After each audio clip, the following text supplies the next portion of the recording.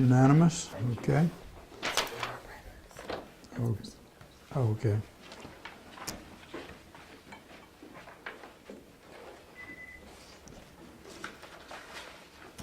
Okay, item number 3 is a discussion item. It's the airport manager's report and the monthly financials. Shalon, are you ready?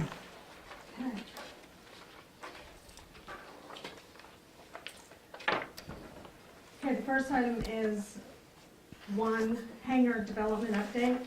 Hangar 6A, which if you look over here on the map, we're here. 6A is right here, it's Bob Sheehan's. We're still waiting on dirt work to be completed. That should be with the rain that just came in just recently. It's a little muddy, so we're getting there. We're trying to press forward on that. Item B, hangar 20B, Ron Jules hangar. And on the map, again, we're here. If you go down the road here, off over in here, you'll see some construction going off, just off Airport Road. And 20B and C is right here. I had planned on having pictures for you guys at the next meeting and at the meetings from next month and so forth. I'll have it set up so you guys can actually see pictures of this stuff and not just a big map. I'll show you on the big map and then we'll have pictures. I planned on doing that tonight, but it didn't work out. But that's okay, because we'll have them next meeting. Can we hold up a minute, Shalon? I've got a package here that is nothing but a package of agendas. Yeah. Here you go. Okay, Sorry. thank you. Sorry about that. Hey, got them from all Would corners. you put that sticky on yours now? Yeah. Okay. Okay. So hangar 20B again, the concrete slab has been poured and the steel hangar frame has been erected. It was too windy to hang the siding at the time, but we've gotten a couple panels up. It's looking really good. So the framing's up. They've also on 20C poured the footing and the concrete slab today, and the overhead power lines. What we have is down here where these two lots are, where 20B and C are. We've got overhead power lines going right back here behind where 20C is getting ready to be erected. So what we've done is called OG&E, and what they do is blanket. They call it blanketing the power lines. Anyway, it's for protection should any construction equipment hit those. So that's been taken care of.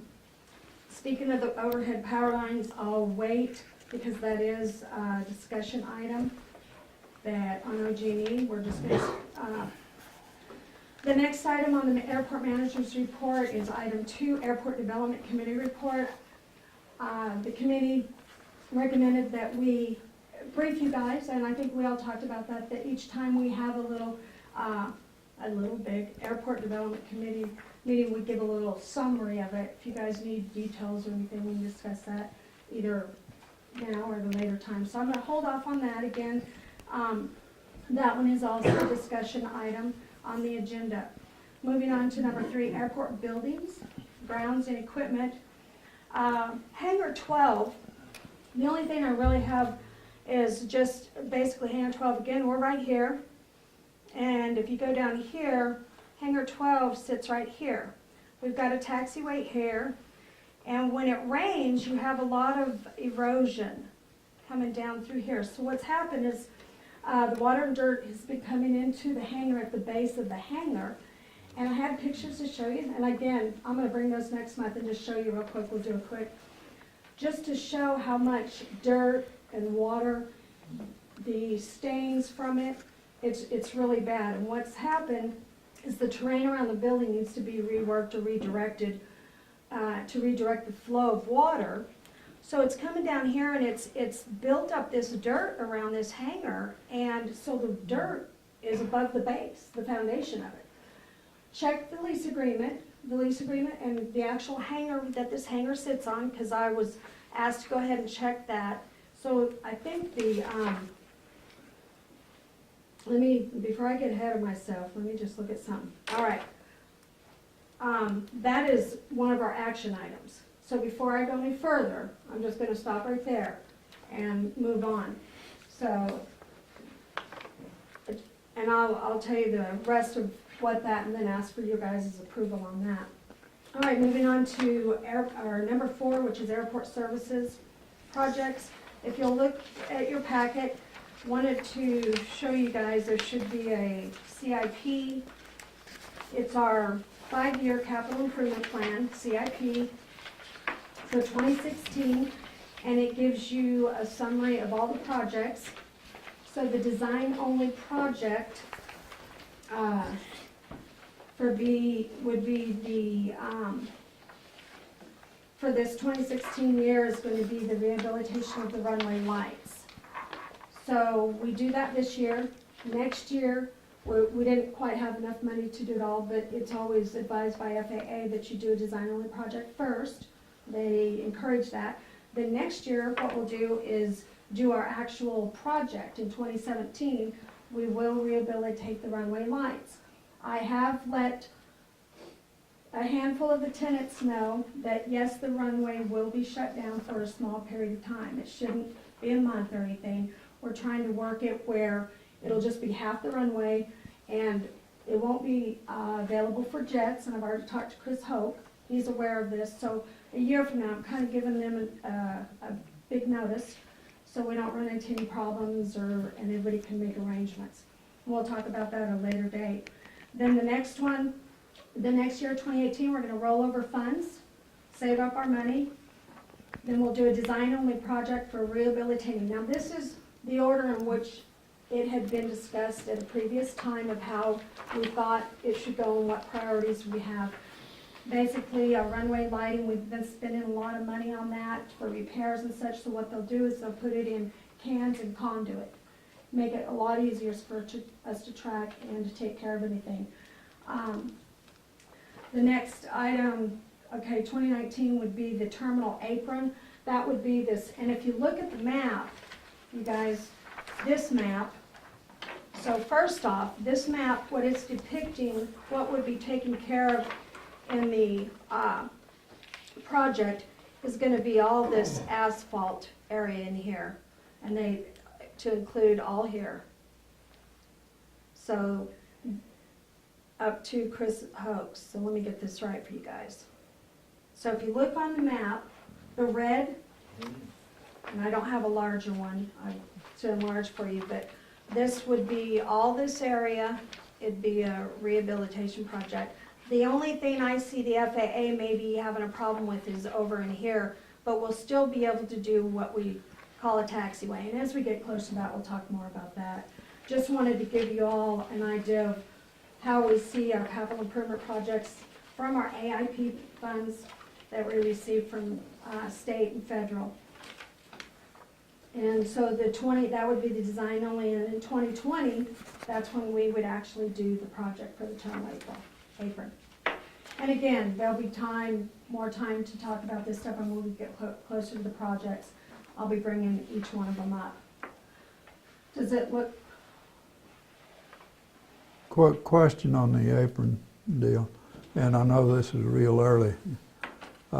Is there any thought about taking the apron out to where the future taxiway will be? Not at this time. Okay. This, as far as our ALP, are we online? Yes. Yeah, in fact, the ALP, I will have a signed copy, the ALD, what they're calling that, ALD, ALP. Signed copy, it's all been approved by FAA, and that will be coming to show you guys next month, I think. I should have it in my hands tomorrow at Aviation Day, which we'll talk about in a minute. But I'll get several copies of that, I'll have them signed, they'll go back to the engineer, then they will send them to the FAA, FAA will sign them. But that's all been gone through, and you all will get to see a copy of those as soon as I have them signed back from the FAA. But that does line up, yeah, with these projects, exactly. Make sure I don't, where we are here. Okay, the next thing on the airport services and projects is the pilot's lounge. I mentioned at a previous meeting that there was a leak in the southwest corner of the building. The last rain we had, I didn't see a leak, so it appears it has been fixed. So framing has been completed, the shower insert has been inserted, the sheetrock and insulation should be complete in the next couple of weeks. The tape and texturing will be complete February 17th, and provided that is complete on that date, then we'll go ahead with cabinets and doors. Those will be installed on the 18th and 19th, which is a week from this weekend, so kind of excited about that. We will have a keypad doorknob that will be an additional $325. That wasn't included on the plans and drawings, but that's minimal, that's a really good price, because I got one priced at $610, so this was really good for the keypad entry. So we are still on track for completion date of mid-March. Again, the contractor had 90 days from the day they started. And wildlife management, we're continuing to be proactive with that.